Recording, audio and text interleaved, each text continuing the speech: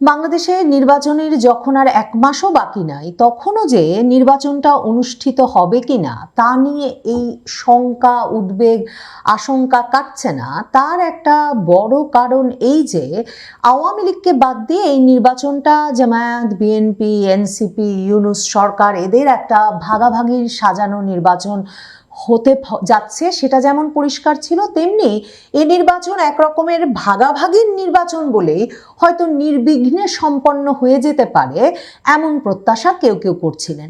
কিন্তু ক্রমেই স্পষ্ট হচ্ছে যে যেমনটা হয় ভাগাভাগির ক্ষেত্রে, কে বড় ভাগ নেবেন, কতটা নেবেন, ভাগে কার কম পড়ছে না বেশি পড়ছে, সেসব নিয়ে দ্বন্দ্বে কিছুতেই একটা আপোষ রফায় পৌঁছানো যাচ্ছে না। এবং বিএনপি জামাত ভাগাভাগিটা ঠিকমতো করতে না পারবার কারণে এখন ক্রমাগতভাবে একে অপরের প্রতি তাদের অভিযোগ বাড়ছে। কারণ জামায়াতের আমির ডাক্তার শফিকুর রহমান যতই নির্বাচনের পর জাতীয় সরকার গঠন বিষয়ে বিএনপির সঙ্গে আলাপ করে আসুন না কেন, কিংবা তারেক রহমান ডক্টর মোহাম্মদ ইউনূসের সাথে তার বাড়িতে গিয়ে দেখা করে, মানে যমুনায় গিয়ে দেখা করে তাকে হয়তো প্রেসিডেন্ট হওয়ার প্রতিশ্রুতি দিয়ে আসুন না কেন, মনে রাখতে হবে যে বড় ভাগ মানে বেশি আসন যার কাছে যাবে তার কাছে যে একটা নিয়ন্ত্রণের ক্ষমতা থাকবে, সেই নিয়ন্ত্রণের ক্ষমতাটুকুও কেউ কাউকে ছাড়তে রাজি হচ্ছেন না। এমনকি ইউনূস সরকারও তার হাত থেকে সেই নিয়ন্ত্রণের ক্ষমতা ছাড়তে রাজি নয়। এ অবস্থায় 12ই ফেব্রুয়ারির নির্বাচনটা হওয়া যে নানা কারণেই একটা অনিশ্চয়তার মুখে রয়েছে এখনো, সেটা একরকম নিশ্চিত করে বলা যায়। কয়েকটি বিষয় এক্ষেত্রে মনোযোগের সঙ্গে লক্ষ্য করা জরুরি। যেমন ধরেন, বিএনপির মহাসচিব মির্জা ফখরুল ইসলাম আলমগীর তিনি নির্বাচন কমিশনে গিয়েছিলেন রোববার, যে সময় সেই দিনেই কিন্তু ছাত্রদল বিরাট সমাবেশ করেছে নির্বাচন কমিশনের বাইরে। তাদের দাবি পোস্টাল ব্যালটের মাধ্যমে জামায়াত নির্বাচনে যোগসাজশ করছে, তাদের দাবি নির্বাচন কমিশন জামায়াতের হয়ে কাজ করছে। তাদের আরেকটা দাবি হচ্ছে নির্বাচন কমিশনের প্রজ্ঞাপনে শাহজালাল বিশ্ববিদ্যালয়ের ছাত্র সংসদ নির্বাচন বাতিল হয়েছিল, এরপর জামাত শিবিরের চাপে নির্বাচন কমিশন সেই নির্বাচনটি হতে দিচ্ছে। ছাত্র সংসদ নির্বাচন এ সময় করা কিছুতেই ঠিক হবে না। তো ছাত্রদল যখন নির্বাচন কমিশনের বাইরে, কারণ বিএনপির একেবারে শীর্ষ নেতা থেকে শুরু করে নানা পর্যায়ের নেতৃবৃন্দ যারা কিনা এই নির্বাচনে প্রার্থিতার জন্য প্রতিদ্বন্দ্বিতা করছেন, তারা আছেন বিপদে, কারণ তাদের অনেকেরই দ্বৈত নাগরিকত্বের প্রমাণাদি প্রতিদ্বন্দ্বী পক্ষের হাতে আছে। এবং বিএনপির অনেকগুলো আসনেই এই প্রতিদ্বন্দ্বী প্রার্থীদের মনোনয়ন বাতিল হয়ে যাওয়ার একটা শঙ্কা আছে।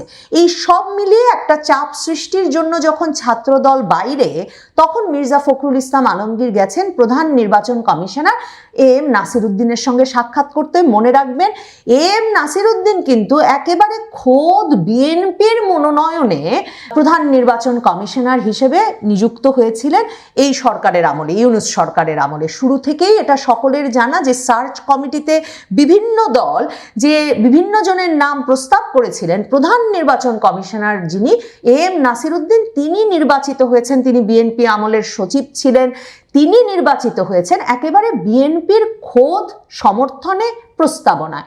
তো মির্জা ফখরুল ইসলাম আলমগীর গেছেন এম নাসির উদ্দিনের কাছে এবং গিয়ে বলেছেন যে একটা দল যে ঢাকার বাইরে থেকে ভোটারদের স্থানান্তর করে ঢাকায় ভোটার সংখ্যা বাড়িয়ে ঢাকার নির্বাচনে জেতবার চেষ্টা করছে এবং দেশের বিভিন্ন জায়গায় এমন ভোটার স্থানান্তরের ঘটনা ঘটিয়েছে, নির্বাচন কমিশনকে এখন তাদেরকে এ বিষয়ে পূর্ণাঙ্গ তথ্য দিতে হবে যে কোন ভোটার কবে স্থানান্তর হয়েছেন এবং কোন আসনে কত সংখ্যক ভোটার বৃদ্ধি পেয়েছে। দেখেন, আপনাদেরকে আমি এই যে জামায়াতের গোপন পরিকল্পনা ফাঁস গোয়েন্দাদের তথ্যে এবং 200 আসন জেতবার জন্যে কিভাবে জামায়াতে ইসলামী ভোটার স্থানান্তর করছে সে খবর 29শে ডিসেম্বর দিয়েছিলাম। বিএনপি এতদিনে কেন মুখ খুললো বলুন তো? তার মানে এখন এক রকমের দেয়ালে পিঠ থেকে গেছে। বিএনপির সঙ্গে যে একটা আপোস রফা হয়েছিল ইউনূস সরকারের, যে আপনাদেরকে আমরা জিতিয়ে দেব কিন্তু একটা জাতীয় সরকার গঠন করবেন এবং সেই জাতীয় সরকার গঠনের পাশাপাশি এই সরকারের জাতীয় নিরাপত্তা উপদেষ্টা কিংবা বিনিয়োগ উন্নয়ন কর্তৃপক্ষের চেয়ারম্যান সহ, ধরেন ফায়েজ আহমেদ তৈয়ব টেলিযোগাযোগ উপদেষ্টা সহ, এরকম ইউনূস সরকারের নানা বিশেষ সহকারীদেরকে আপনারা রেখে দেবেন এই সরকারেও, আর ইউনূস সাহেবকে প্রেসিডেন্ট বানাতে হবে। এমন একটা আপোস রফা বিএনপির সঙ্গে হয়েছিল, এটা বলে যে ভারত আছে বিএনপির সাথে, আমেরিকা আছে বিএনপির সাথে, সকলেই চায় বাংলাদেশে একটা মধ্যপন্থার সরকার হোক। কাজেই জামায়াতে ইসলামী জাতীয় নাগরিক পার্টিকে বিএনপি তার সরকারে, জাতীয় সরকারে নেবে, কিন্তু আপাতত বিএনপি নির্বাচনে বিজয়ী হবে। কিন্তু বিএনপি এখন দেখছে যে তাদেরকে এক রকমের ছেলে ভুলানো ছড়া বলা হচ্ছে বটে, যে তারাই বিজয়ী, তারাই বিজয়ী, এবং তাতে তাদেরকে একটা ব্যাপক সম্বর্ধনা এবং সম্মানের মধ্যে তাদের নেতাকে রাখা হয়েছে বটে, কিন্তু বিএনপি দেখছে পুরো নির্বাচনটা সাজানো হয়েছে, মানে ইউনূস সাহেবের মেটিকুলাস ডিজাইনটা আবার জামায়াতে ইসলামীকে বিজয়ী করছে। আর জামায়াতে ইসলামী সাংগঠনিকভাবে, সাংগঠনিক দক্ষতায়, কৌশলে নির্বাচনে জেতার জন্যে অনেক অনেক ধাপ এগিয়ে আছে বিএনপির প্রস্তুতির চেয়ে। কাজেই বিএনপি এখন গিয়ে নির্বাচন কমিশনে বলছে, যে খবর আপনাদেরকে আমি 29শে ডিসেম্বর দিয়েছি, মির্জা ফখরুল ইসলাম আলমগীরের মুখ এতদিনে খুলেছে, তিনি বলেছেন এই ভোটার স্থানান্তরের বিষয় দেখতে হবে। এছাড়া বিএনপি জামায়াতে ইসলামীর নাম করে একটা অভিযোগ করে এসেছে নির্বাচন কমিশন।